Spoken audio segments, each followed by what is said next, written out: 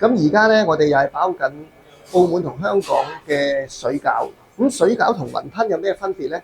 水餃入邊有埋竹筍啦，有木耳啦，同埋有冬菇喺入邊嘅。咁食落嚟咧，你會食到啲冬菇味嘅。咁或者每一間嘅配方唔一樣，但係咧佢要有呢個竹筍、木耳同冬菇嚟做緩衝嘅。咁形狀都唔一樣。咁又好似頭先咁樣啦。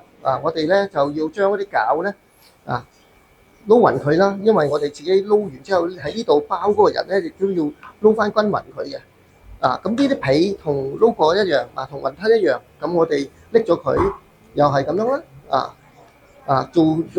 用個手背令到佢旋轉啦。咁拎嗰陣時咧就唔使黐埋，就好拎啦。咁包水餃同包雲吞基本上都係一樣啦。我哋盡量喺個角嗰度企喺度呢度好似好多肉咁。點解呢度咁多肉咧？搞得唔均勻，咁我哋咧就要用自己包水餃嘅人要清楚如果全部肉喺一齊咧就唔好噶啦，所以我哋一定要拌勻佢，有蝦又有肉又有冬菇竹筍木耳咁嚇。咁我哋包完之後咧就喺呢度咁唔能夠太大嚿啊，因為佢係咁樣。咁包嗰陣時好簡單，角就對切角角對切角咁咧就要兩隻手啦，角對接角。咁樣得唔得啊？打錄出嚟食都得，但係我哋係咁樣㗎。其實係咁樣接，咁樣接，咁樣接咁樣接成一個圓形嘅。咁接成一個圓形嘅，咁就係一個水餃啦。咁放喺呢度，佢陣間會定型㗎啦。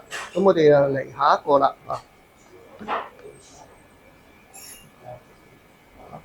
咁咧就包個水餃又係咁樣角對接角對接角角對接角角對接角，跟住咧就咁樣一個接一個，一個接一個，一個接一個得噶啦。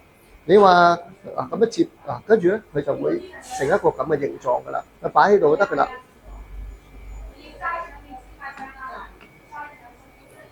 又嚟個咁我哋對接角對接角跟住啲皮就係咁樣一個接一個一個接一個，一個接一個咁就係水餃啦